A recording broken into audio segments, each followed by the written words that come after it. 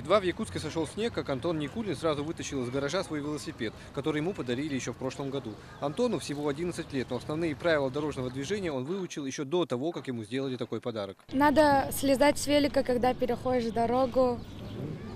Нельзя до 14 лет кататься по дорогам, где много машин. О том, что двухколесный транспорт всегда надо держать в исправном состоянии, знают и владельцы мотоциклов. У нас есть как спортбайки, да, в основном они сильно от светофора до светофора ручей газа открывают. Вот.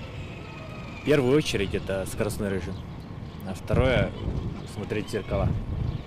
Сзади, там, сбоку. По статистике ГИБДД виновными в авариях в равной степени бывают как автомобилисты, так и водители мото- и велотехники. Якутские водители относятся к владельцам двухколесного транспорта вполне терпимо, кроме тех, кто нарушает ПДД. Бывало, что на пешеходах проезжают на велосипеде, хотя должны же они пешком пройтись. По-хамски ведут себя мотоциклисты и велосипедисты себя на дороге. Беспредел полнейший.